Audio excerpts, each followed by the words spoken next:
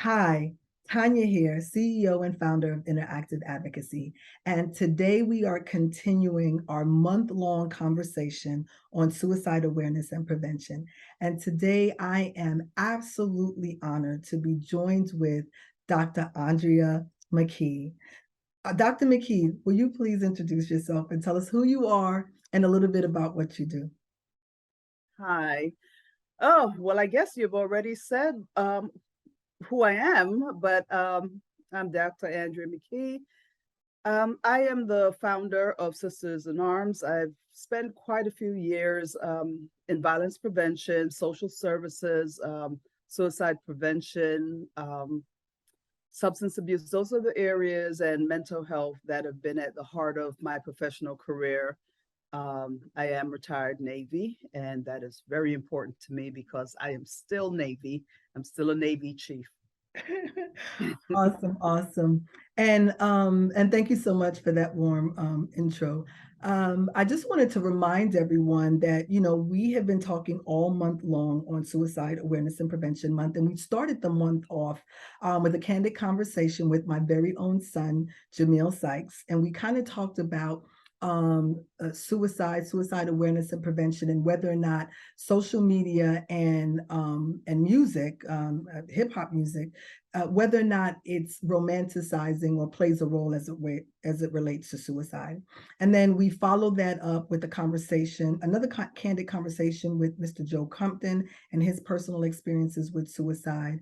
We talked to Sequoia Brown, who is a performance artist, and how she embraced dance to help her deal with trauma and historical trauma.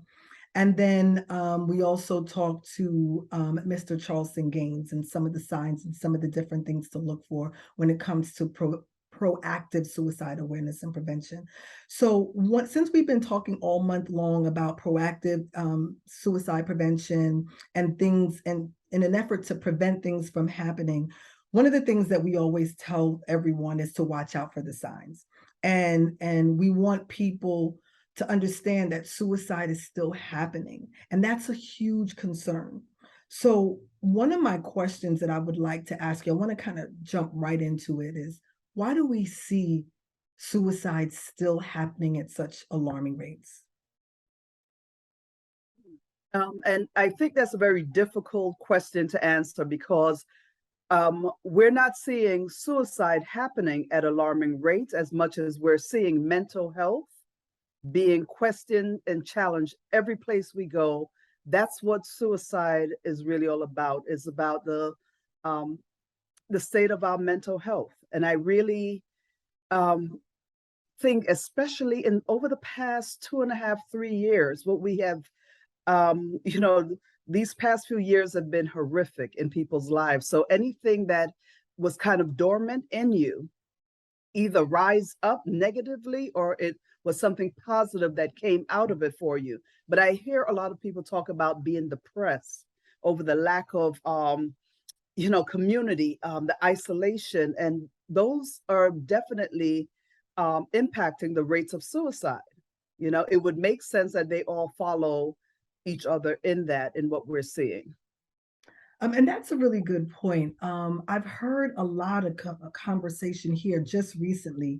We've seen some suicide take place, some conversation on suicide take place on TV here recently, right? You just had Right. the CFO of Bed Bath & Beyond commit suicide. And while we'll never know all the reasons why, a lot of people, I've heard people say, not a lot of people, but I've heard people say that they attribute it to what happened in that moment because, there was an issue with Bed Bath & Beyond specifically. And I really felt that that was not the issue. Like there had to be some underlining issue going on. And that just kind of maybe sent him over the edge, so to speak. So do you have any thoughts on that? And you're very correct in saying that, because unfortunately, the assumption is always the act and not what preceded the act, because it is a process to get to a place where you feel there is no hope. there is no tomorrow, there's no change, there's no possibility. I think people make the mistake in identifying someone who have terminated their life, the thing that we fight to keep all the time. We go to war fighting for our lives. We Yeah. are all military, we know the deal, we know this. So what would make someone step away from the thing that we fight for, our life and liberties? It cannot happen in just a blink of an eye. Oh, I woke up today, I am bankrupt, I'd rather die. That's not what happens. I am convinced, even though very few people can really gather the information and the research behind it, there is research that tells you that the people who have survived, what should have been fatal suicide attempts, they'll tell you storylines. I've had people that I've spoken to with bullets still in their head because they put the gun to their head. But there is, I hate to bring religion in, but there is a God, right? That creates miracles that we don't even understand. Even the miracle, how could you jump off a bridge that everyone that jumps have passed, but you, because there's something significant to that. I think that um, we have to remember that the process of being so hopeless um, is something that it happens over time. It Mhm. happens um, even in the blink of what we say an instant. It's been blinking, and that instant's been coming for that person for a very long time. Right. That's why they talk about people with parasuicidal ideation, the things that you say, oh boy, they're just talking about it. Oh, they are never going to do it. That's not what it means, this and that. But there's a reason why these type of conversation is becoming commonplace for them, why it's being generated, what does it really mean to them, why are they in that place where they would use their lives as the thing that I'm bargaining with when I'm talking to you, when I'm trying to express to you something that you're taking for granted. Mm. They talk about that people who have made the decision to end their life somehow believe if they take themselves out of this world, the world would be better off. Their Yeah. families would be better off. The thing they love would be better. All of those things. They are doing something that is so selfless, not selfish, like we've always said, but they have let go of everything that gives them life. You know, Yeah. um, we may have lost them, but they lose everything when they take their lives. Right. So, what would bring someone to do that? I believe we really need to understand it's not because Bed Bath and Beyond, for instance, the CFO didn't hold the company up to the standards because the bankrupt nature of the economy. It wasn't about all of that. It's about the process in our thinking and the sense of hopelessness. And when we say, I have to let go, for all we know, it had nothing to do with the finances. It had nothing to do with money. It had nothing to do, it was a bad day, good day, because we don't make decisions to die because it rained today. It's because it's been raining inside of us for a very long time. Yeah. Yeah, and that's a really valid point. And and I think that that's the conversation, you're right, that we need to continue to have. We need to address mental health and the impacts that it's having on society. We're coming out of COVID and storms, and we're seeing, major crimes and atrocities taking place. And it's like, the moment you come up for air, there's this another huge atrocity that's taking place, and you can't recover fast enough to allow your body to heal, to allow your mind to heal. It's just like back to back constants. And you're right, it's not just that one thing that made you decide today, but it's a Right. series of events that led up to this.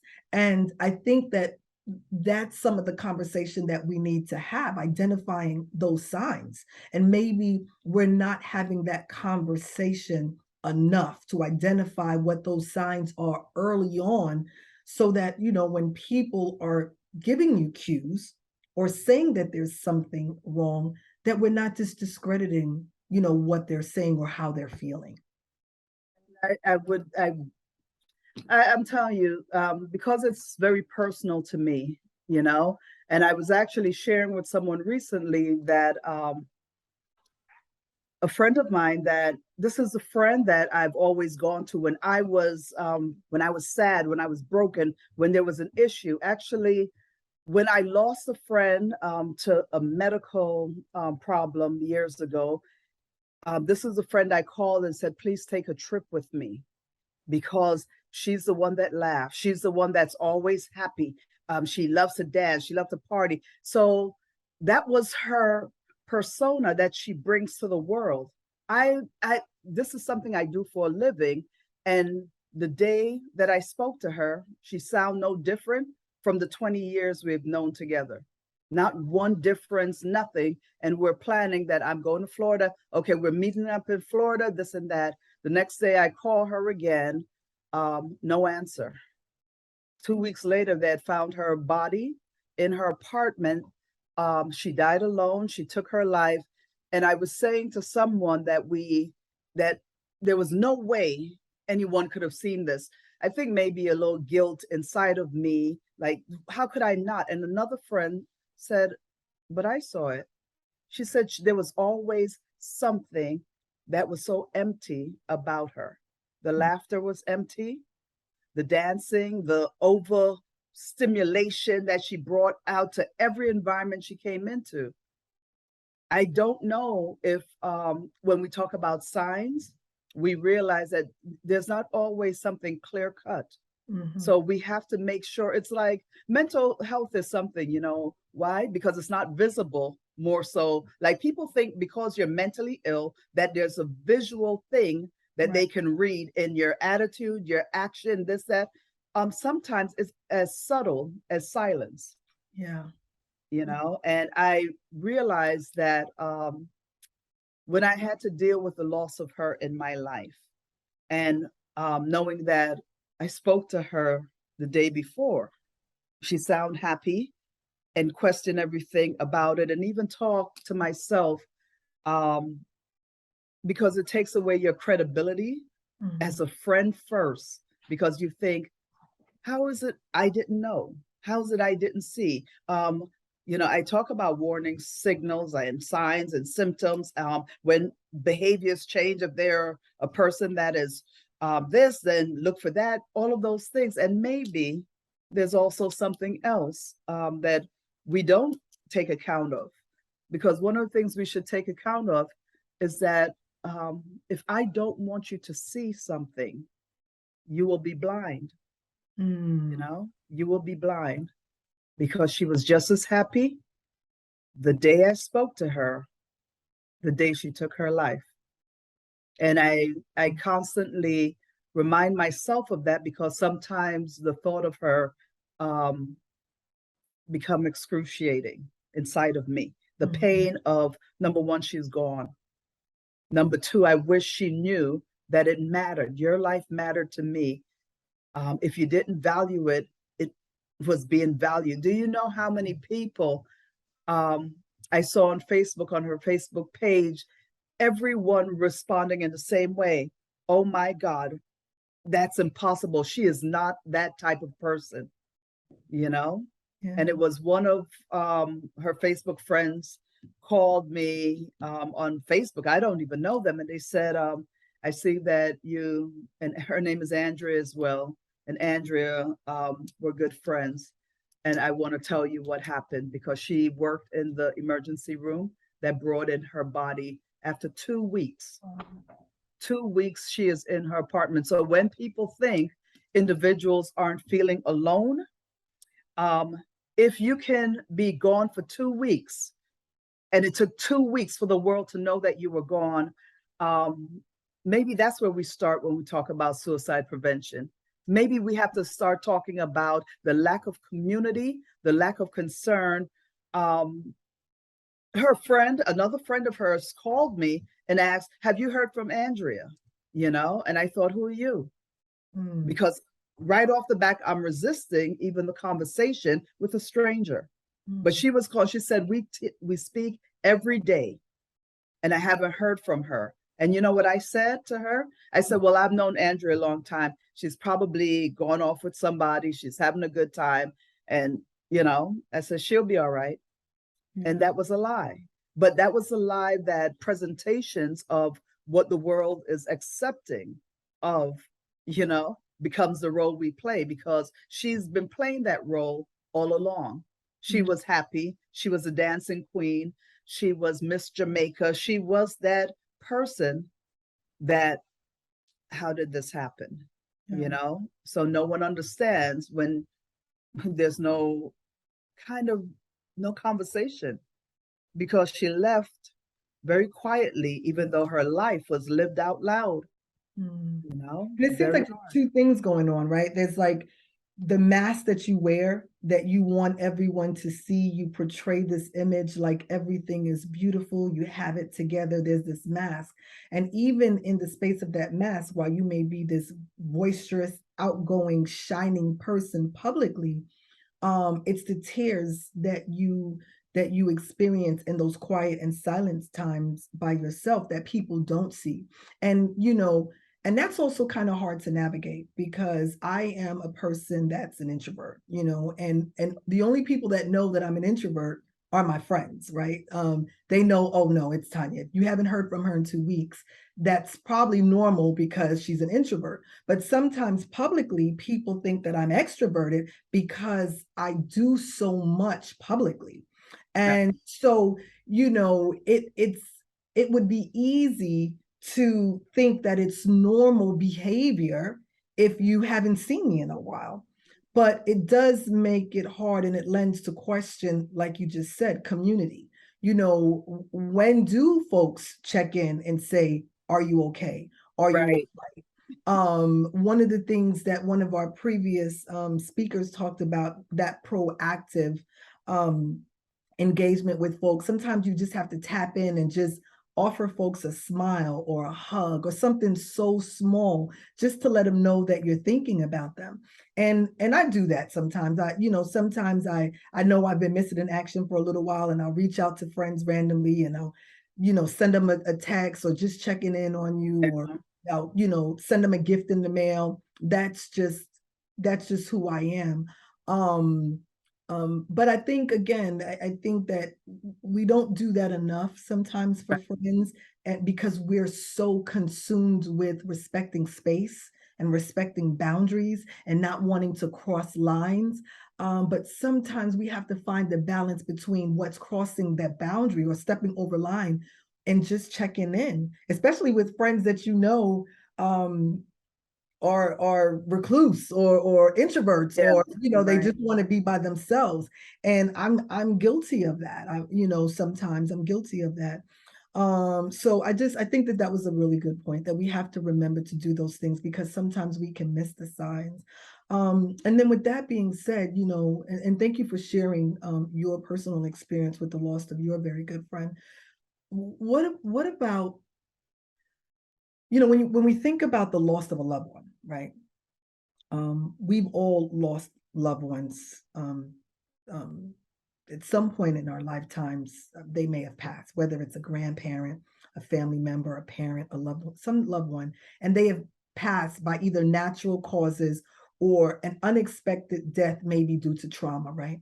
And so, it's like that this person was in an accident, it was sudden, and there's a certain amount of loss that you feel and hurt that you feel. And you're able to work through that.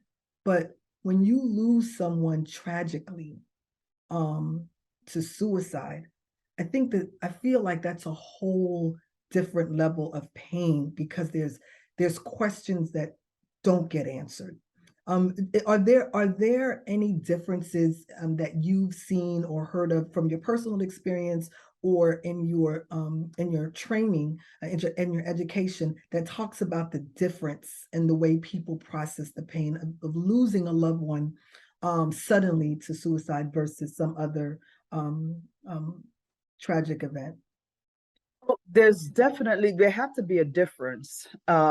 Just on um, to put it on another basis, when someone is sick, if you have someone who um, out of the blue, get diagnosed with cancer and it's terminal, it's almost like a preparation. There's a preparatory understanding. Okay, this is what I'm going to do. I'm going to start visiting them and spend more time because I want every last moment with them.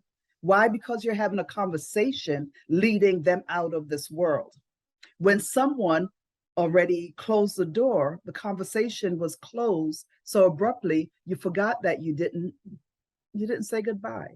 You didn't have an opportunity to say goodbye. They didn't give that to you. You didn't give it to them. And I think the gap in what that leaves, because it's not disease, it's disorder. And Mhm. we don't even claim the disorder that is our own, because suicide leaves us with that feeling that, you know what, I am the cure and I missed it. I am the cure and I didn't give it. I believe that if we concentrate on looking at the mental health aspect of not just someone who likes being alone because they're more introverted, but to still let them know that your presence matter. Mm. Because if I am a person that suffered with depression, but I've been masking it so well because I know how to laugh and Mm. laugh out loud, the problem is everyone can only hear the laughter because they don't even check in to say, hey, how you doing? Because they say, oh, she's always laughing. Yeah. We have to make a decision that we want to make sure the same way a mother who ushers her baby into this world, and when there's nothing, I heard someone say there's nothing more precious than that moment, when that baby breathe. Mhm. That should be the lifeline that we attach to the people we love, but Mhm. also the people we don't even know, but we're passing on the street. And it takes 1 second to acknowledge their presence. I Mhm. think that for me, I've woken up since Andrea left this world. I Mm. went and I grabbed all the pictures that we have throughout the years just to hold on to something that I now talk to her because I couldn't talk to her because Mm. we never had a lot of serious conversations. She was my fun friend, Mm. The problem is she was never having as much fun as I was, as Mm. I thought. So I really believe that we have to keep pushing this idea about who we are as human beings, what we are meant for. We are meant for relationships. We're meant to connect with each other, even a stranger on the street. There's Mm. nothing that feels good to me as when a complete stranger stops me to say something good. I may need it. They don't have to know I need it. But Right. what a good word can do in a person's life, Right. just like what a bad word can do, you Absolutely. know? Absolutely.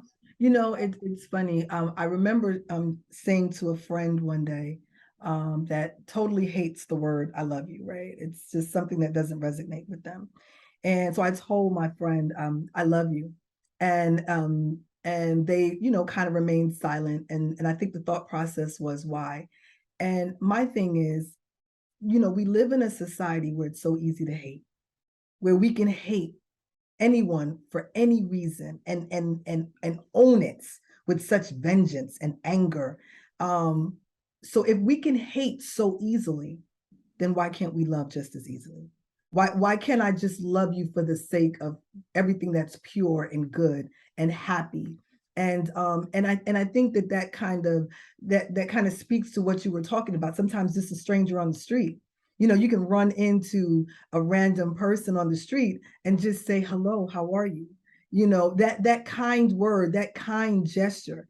Especially when you think this person is going to say something rude or ugly, but just that kind measure of gratitude and graciousness. You never Humanity. know, yeah, you never know how that speaks to that person and where they were at in that moment. You could someone can open the door for you and you can say thank you so much, that was so kind, and you return the favor doing something kind, and who knows, you might have just talked that person off of a ledge.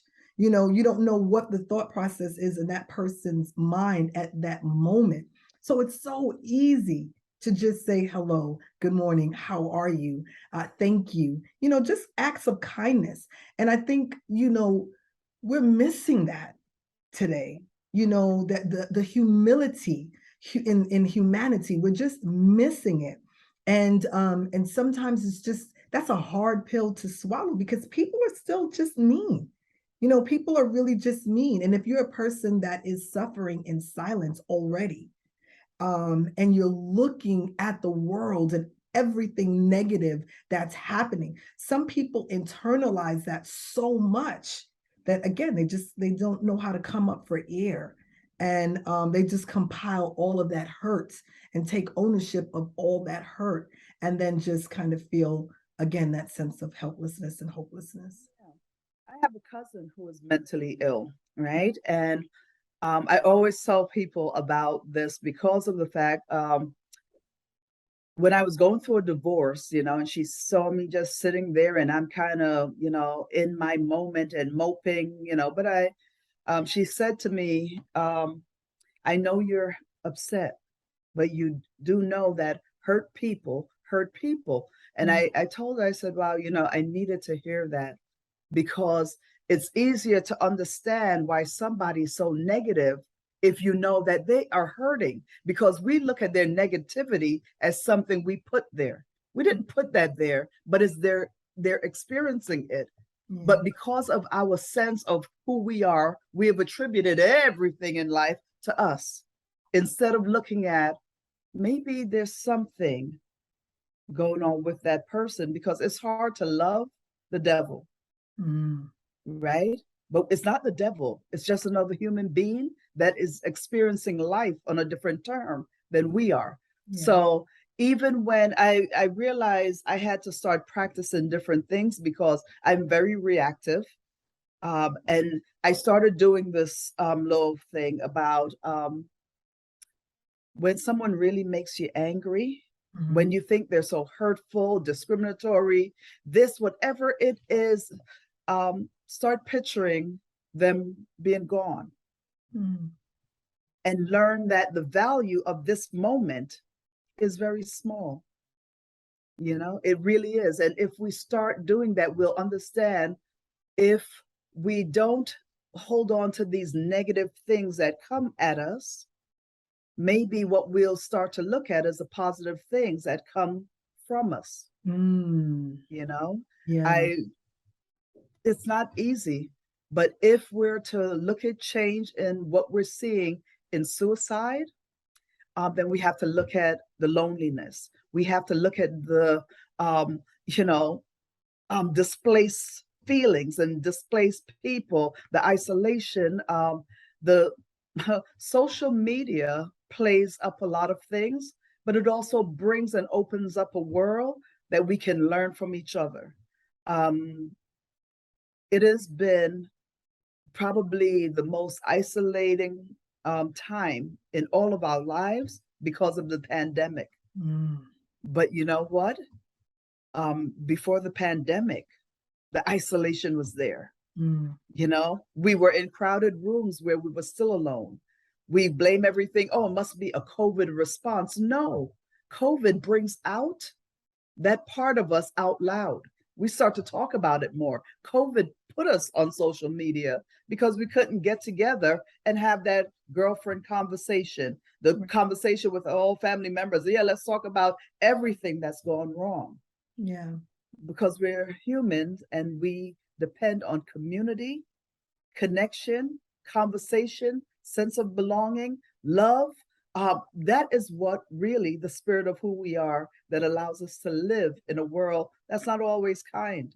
You Absolutely. know, Absolutely. that's what allows us to be here. You Yeah. know, And I think too, when you're a person that's dealing with mental health, you're in it at that moment. So it's hard. On the outside, we can share, readjust your lens. But when you're inside of it, right? When you're in that bowl, right? That fish bowl, it's so hard for you to see outside of it. And and even for myself, I mean, I know that, and I've shared, I've had my own personal traumas that I've experienced in my lifetime. And I think that as I have learned to grow and work with identifying what my triggers are and what causes me uncomfortability, I try to focus on um, the positive in that negative situation and hold on to that. Because sometimes it's very easy and it becomes very problematic to identify that there's a problem taking place and just focus and hold on to that. And that kind of, I always saw it as the thing that would pull you back into that bowl, holding on to the pain versus as an anchor versus using the pain as armor and in a way to pull yourself out. You know what I mean? Like, don't allow yourself to succumb to it. And I know that when you're dealing with mental health, it's easier to say that than it is to do it. Because you're in it and you have a sense of hopelessness, and you do just feel like it would be so much easier if this pain wasn't here. And sometimes This pain, it's the right? pain. Sometimes Yeah, it's just the pain.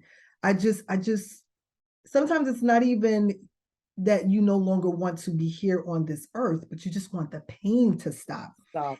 And That's there right. isn't a correlation between, if the pain stops in this drastic way, then my heart stops. You know what I mean? And Yes. so it's scary, but I think for a lot of individuals that's where it is. It's the pain. So how do we address the pain and help them through the pain so that they feel empowered enough to kind of want to fight one more day? I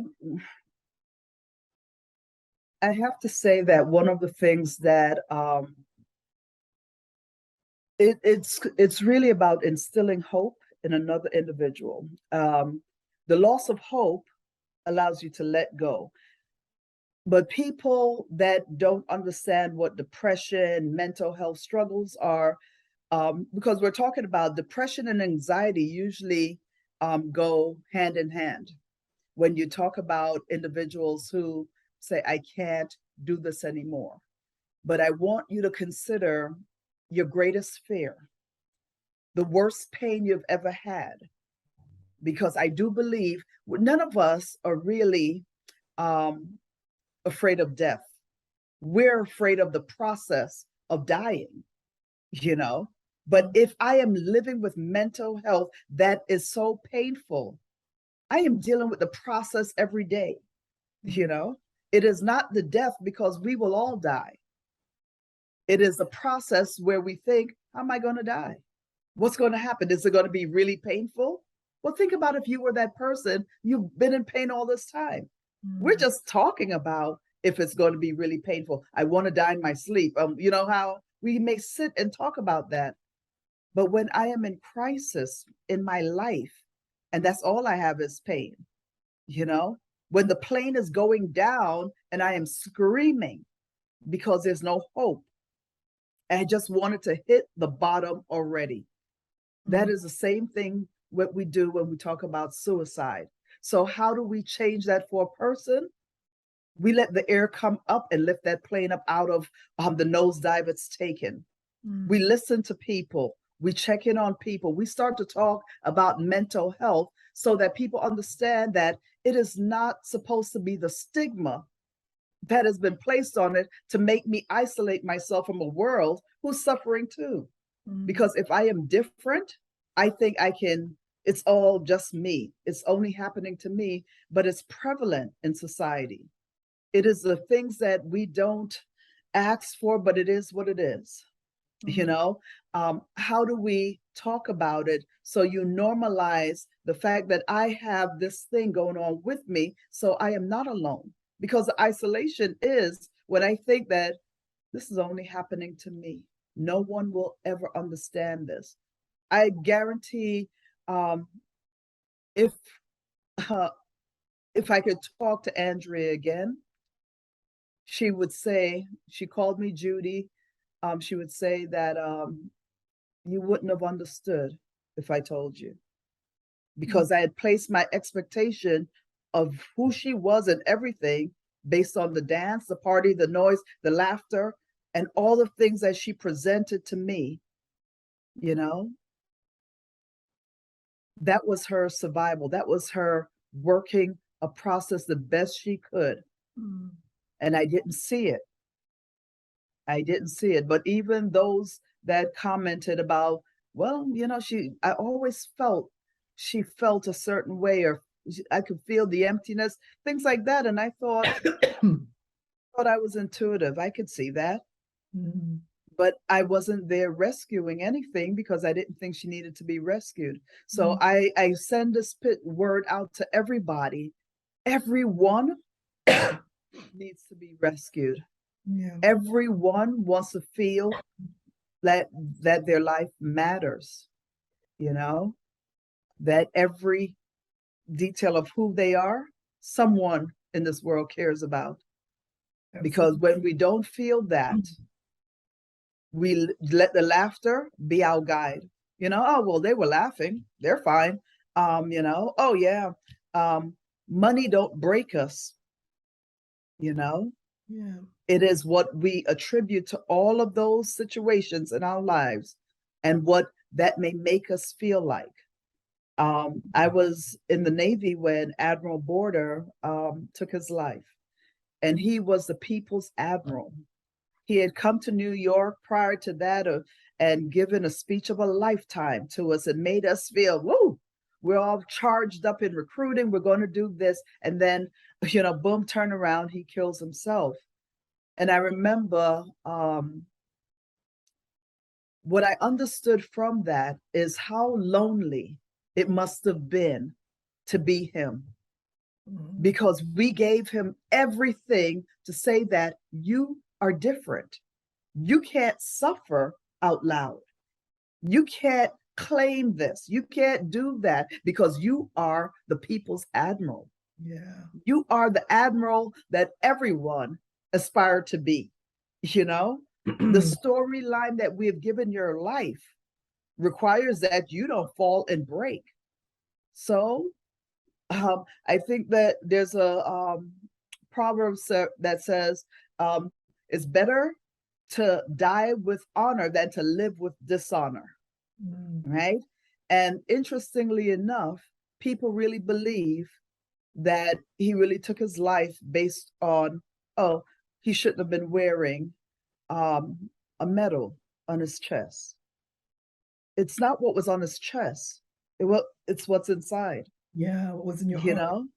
And what was the pain that he has been going through? What was the struggle? Sometimes the struggles in our lives cause us to be very good at what we do, because we're searching for something. Right. We're trying to validate something. We're trying to, these overachievers that we say, oh boy, everything is great. No, there's a reason why they fight so hard, to be seen, to be heard, to be understood, to be accepted. So when they take their lives, we sit there, we want to know, how could they? Um, it could be any one of us, because no one know, you and I don't even know, you know, what would bring us to a place where we feel so hopeless, Yeah. you know? Yeah. It's another one of those things that doesn't discriminate. That's You know, true. it doesn't If we discriminate. want to talk about what ties us all together, it Mm. would be this. It Yeah. would be all the things that suggest in this world of all the differences that we're all still human beings. Yeah. We're fragile. We're subject to all of it. We're Absolutely. subject to pain that's unbearable. Mm. We are Wow. subject to pain. Absolutely. Dr. McKee, I really do appreciate it. You and I, we talk all the time, and we talk about all kind of things as it relates to social injustice topics. And I know that suicide is something that's very dear to your heart. So I just want to say thank you so much for taking time out of your busy schedule to even have this conversation with me, because it's an uncomfortable conversation, but a necessary one. And if we don't continue to talk about not just suicide, but talk about mental health, and get, like you said, get away from the stigma associated with it, especially in some of our communities that, are suffering the loudest. But if we don't talk about it and address it, we're going to continue to see the numbers when it comes to suicide continue to rise. And this being, one of the leading causes of death, that has to be unsettling. That has to be unsettling. So we have to talk about it. We've got to get young people talking about it. We've got to get our families talking about it. It has to be a conversation that we're having and that we're not sweeping underneath the rug. And I'm really happy to see the amount of conversations that are taking place as it relates to mental health, but it's still not enough. It's still not enough. And we need to continue to do our part to do more, to raise awareness, and to continue the conversation about suicide as well as mental health. And again, it's one of the things that we champion for the loudest. So you'll hear us talking about suicide, you'll hear us talking about mental health, along with domestic violence and sexual assault. Those are the things that I hold dearest to my heart because of the traumas that I've experienced in my own personal life. So Andrea, thank you so much for joining us. And, everyone, thank you again for taking time out of your schedule for having a conversation with us all month long, the necessary conversation on Suicide Awareness and Prevention Month. Continue to follow us at www.interactiveadvocacy.com to learn more about who we are and what we do with Interactive Advocacy. Continue to follow our social media platforms. We're on everything at Interactive Advocacy. And just again, thank you so much. I appreciate you. And until next time, continue to be unstoppable. You bet. Okay, Tanya, thank you. Thank you. Thank you.